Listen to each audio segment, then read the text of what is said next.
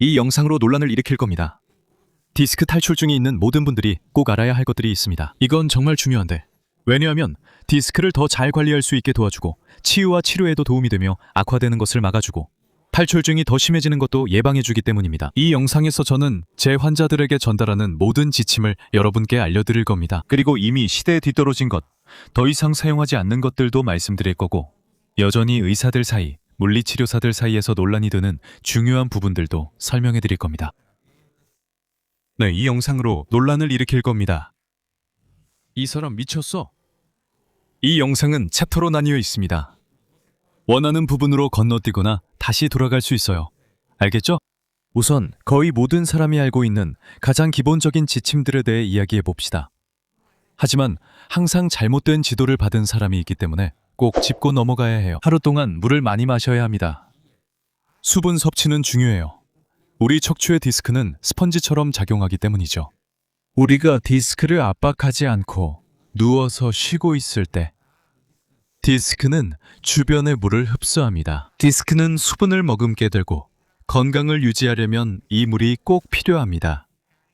우리가 하루 동안 물을 많이 마시지 않거나 충분히 수분을 섭취하지 않으면 디스크가 수분을 제대로 흡수하지 못해서 더 쉽게 손상될 수 있습니다. 즉, 물이 없으면 디스크 탈출증 증상이 더 자주 나타날 수 있고 탈출증이 악화되거나 커질 가능성이 높아집니다. 그리고 여러분이 저에게 묻죠. 알렉산드리 모타 박사님, 하루에 물을 얼마나 마셔야 하나요? 적정량은 얼마인가요? 여기에는 마법 같은 숫자가 없습니다. 많은 사람들이 체중 1kg당 35ml의 물을 마셔야 한다고 말하죠. 즉, 몸무게가 100kg이라면 3리터 반의 물을 마셔야 한다는 뜻이죠. 하지만 저는 물을 마시는 습관을 들이는 것이 훨씬 더 쉽고 훨씬 더 실용적이라고 생각합니다. 항상 작은 물병을 들고 다니면서 15분마다, 길어도 30분마다 몇 모금씩 마시는 게 좋습니다. 휴대폰이나 시계에 알람을 맞춰 놓을 수도 있습니다. 알람이 울리면 몇 모금 마시면 됩니다. 본인이 기분 좋고 편안하게 느끼는 만큼 마시면 됩니다. 아주 짧은 시간 안에 더 이상 알람이 필요 없다는 걸 알게 될 거예요. 스스로 물을 마셔야겠다는 필요성을 느끼기 시작할 겁니다. 그리고 이것이 하루가 끝날 때 엄청난 차이를 만들어낼 것이고 통증의 빈도에도 영향을 줄 거예요. 통증을 덜 자주 느끼게 될 거라는 걸 알게 될 겁니다. 정말입니다. 운동과 관련해서 우리의 척추는 건강을 유지하고 디스크 탈출증을 개선하거나 심지어 치유하기 위해서도 움직임이 필요합니다. 그래서 일반적인 순서는 이렇습니다. 이미 운동을 하고 있다면 좋은 지도와 운동 전문가의 도움을 받아 계속하시고, 아직 안 하고 있다면 시작하세요. 통증이 심한 위기, 즉 급성기나 가장 아픈 시기, 가장 힘든 시기에는 며칠 정도 쉬어도 괜찮습니다. 하지만 통증이 가라앉으면 바로 근력 운동이나 신체 활동을 다시 시작해야 합니다. 체육 전문가가 당신에게 맞는 운동을 조절하고 맞춰줄 것입니다. 보통 우리가 하던 무게의 절반으로 다시 시작합니다. 그리고 점점 몸이 좋아지면 안전하게 점진적으로 늘려갑니다. 걱정하지 마세요. 당신이 이룬 발전의 절반을 잃는 것이 아닙니다. 안전하게 다시 시작할 것이고 이전에 있던 곳에 훨씬 더 빨리 도달할 수 있을 것입니다. 이제 아직 운동을 하지 않는 분들은 시작해야 합니다. 그리고 항상 저에게 이렇게 물어봅니다. 알렉산드리 모타 박사님, 걷기가 좋은가요? 제가 걷기를 해도 되나요? 저는 좀 더 역동적이고 특히 척추를 더 많이 움직이는 운동을 우선적으로 하시길 권장합니다. 저와 함께 생각해 보세요. 우리 척추는 관절의 움직임과 유연성이 필요하고 디스크에 가해지는 압력을 줄이기 위해 좋은 근육도 필요합니다. 그래서 걷기는 그렇게 좋지 않습니다. 이상적이지도 않고 웨이트 트레이닝, 필라테스, 아쿠아로빅, 댄스, 수영처럼 척추에 다양한 움직임을 주는 운동들만큼 좋지 않습니다. 우리가 걷을 때는 움직임이 적고 거의 반복적인 동작만 하게 됩니다. 이제 만약 당신이 사는 도시에서 제대로 지도받고 잘 감독받으며 운동할 수 있는 여건이 없다면, 그리고 걷기가 당신의 척추에 무리를 주지 않고 오히려 기분이 좋아지고 척추가 더 가벼워진다면 당신은 반드시 걷기를 해야 합니다. 자, 그럼 출발합시다. 디스크 탈출증이 있는 사람은 아침 시간이 가장 힘든 시간이라는 걸 잘 압니다. 이 시간대가 통증이 가장 심하고 척추가 더 자주 굳어지며 척추가 다친 듯한 느낌이 더 강해지는 시간입니다. 제가 디스크가 스펀지처럼 작용한다고 말씀드린 거 기억나시죠? 우리가 누워있거나 쉴 때 디스크가 물을 흡수해서 더 꽉 차게 된다고 말씀드렸잖아요. 그래서 아침에 우리가 일어났을 때가 디스크가 가장 높고 가장 꽉 차 있는 시간이에요. 그래서 이미 자극받은 신경을 누르기가 훨씬 더 쉬워집니다. 우리가 할 수 있는 가장 좋은 일은 하루를 시작하기 전에 척추를 준비하는 거예요. 마치 우리가 척추에 기름을 바르거나 풀어주는 것처럼 아침에 흔히 발생하는 그 통증이나 뻣뻣함을 예방하는 거죠.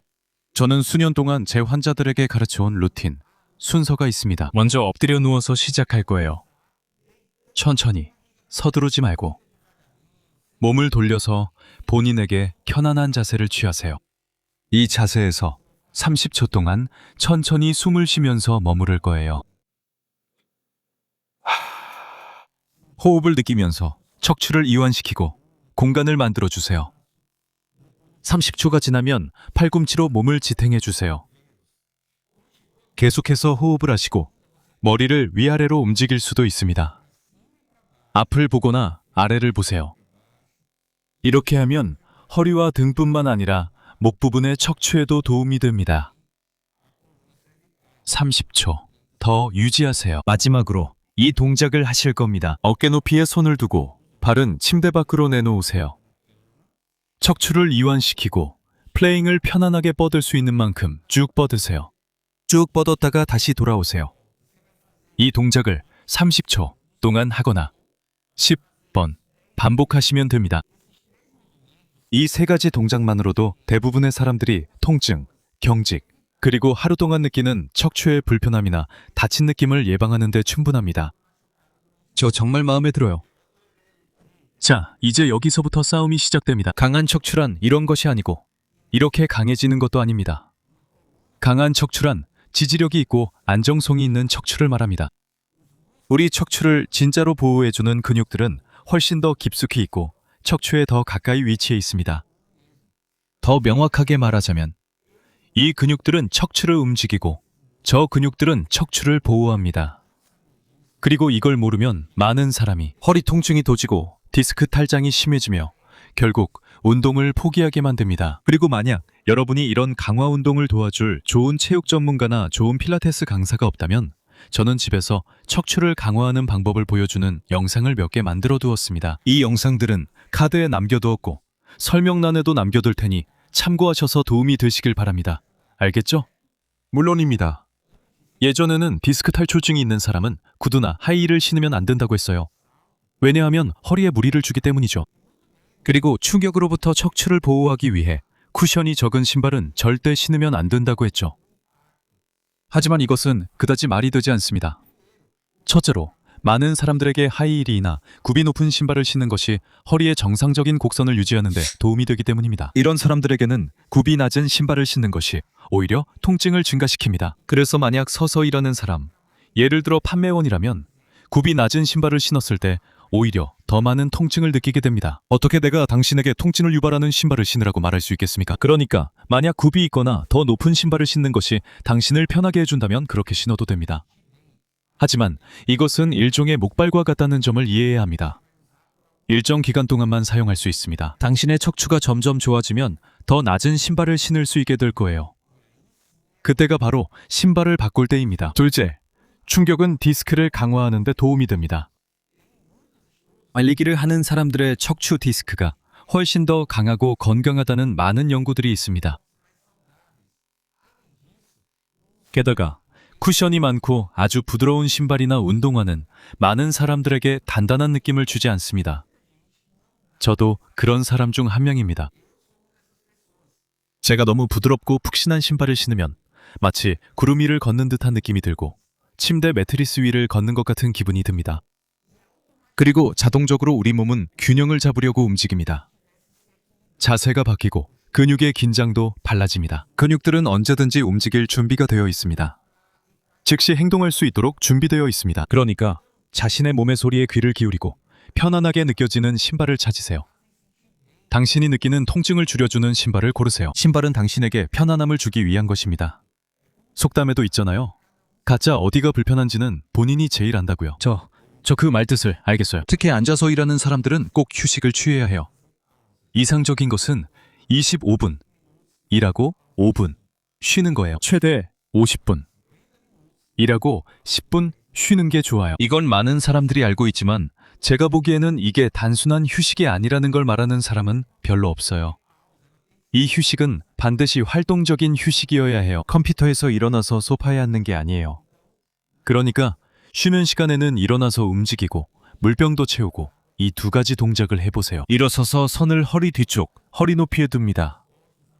가능하면 손가락이 서로 닿게 하세요. 무릎을 굽히지 말고 몸을 뒤로 젖혀서 척추 앞쪽이 시원하게 스트레칭되는 느낌이 들 때까지 해보세요. 왔다 갔다 반복하세요. 이 동작을 무리하지 말고 10번 해주세요. 아프지 않게 스트레칭하는 느낌만 있으면 됩니다. 기지개를 켜는 느낌으로요. 10번. 다 하셨나요? 의자에 앉으세요. 좀 더 단단한 의자여도 괜찮아요. 중요한 것은 엉덩이 천골부터 등 전체가 의자 등받이에 완전히 닿아 있도록 앉는 거예요. 손가락을 목 뒤에서 깍지 껴주세요. 팔꿈치를 앞으로 가져가고 그냥 기대세요.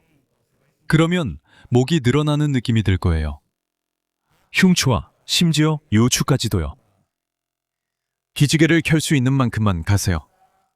에이, 기분 좋죠? 그리고 다시 돌아오세요. 이걸 10번 반복하세요. 이건 척추 전체의 압력을 풀어주고 근육의 긴장을 완화시키며 인대의 당김과 긴장도 완화하는 데 중요합니다. 하나하나가 점점 더 좋아집니다. 예전에는 올바른 자세에 대해 많이 이야기했죠. 항상 이렇게 앉아야 한다, 이렇게 누워야 한다고 했어요. 이렇게 앉아야 하고 이렇게 일어나야 한다고 했죠. 하지만 제가 가장 많이 듣는 말은 이겁니다. 알렉산드리 모타 박사님, 제가 이렇게 앉아있으면 오히려 통증이 시작돼요. 아니면 알렉산드리 모타 박사님, 제가 이렇게 누우면 잠을 잘 수가 없어요. 또는 저도 이렇게 앉고 일어나려고 해봤어요. 그런데 이렇게 하면 허리가 굳어버려요. 제가 이미 말씀드렸듯이 우리의 척추는 움직임이 필요합니다. 그러니까 한 자세로만 있는 게 아니라 일정 시간마다 자세를 바꿔야 합니다. 이게 자연스럽고 생리적이며 우리 몸의 정상적인 것입니다. 예를 들어 줄을 서 있는 사람들을 보면 모두가 자세를 바꾸는 것을 볼 수 있을 거예요. 지지하는 발을 바꾸거나 몸을 약간 옆으로 돌리거나 조금씩 움직이거나 쇼핑카트에 기대기도 하죠. 또는 우리가 잠을 잘 때도 밤새 여러 번 자세를 바꾸는데 자동으로 자기도 모르게 그렇게 하죠. 그래서 여기서 중요한 점은 앉아있을 때는 작은 변화를 주는 거예요. 조금 더 앞으로 앉거나 조금 더 뒤로 앉거나 다리를 꼬거나 풀거나 하죠. 팔꿈치 하나 또는 양쪽을 책상에 올려놓기도 하죠. 이렇게 작은 변화를 주면 지지점이 바뀌어서 디스크에 휴식을 주고 관절도 좋아지고 또 다른 근육들도 깨어나게 됩니다. 이렇게 하면 하루가 끝날 때쯤 느끼는 통증이 줄어듭니다. 누울 때나 일어날 때도 덜 아픈 방법으로 하세요. 옆으로 돌아 눕고 다리를 밖으로 내밀고 천천히 앉으면서 팔에 도움을 받는 것이 대부분의 사람들에게 효과적입니다. 당신은 순서를 바꾸거나 조정해서 당신 몸이 더 편하고 덜 아픈 방법으로 할 수 있습니다. 이제 이해됐어요.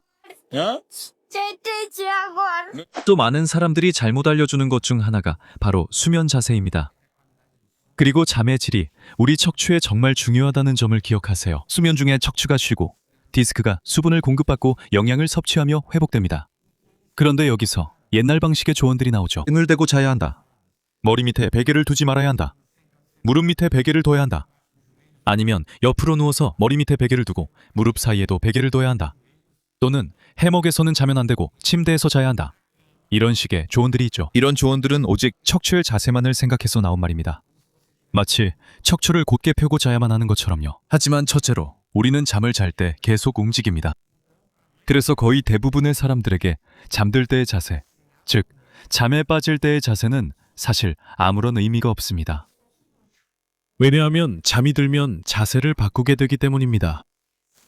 둘째로 우리에게 더 중요한 것은 수면의 질입니다.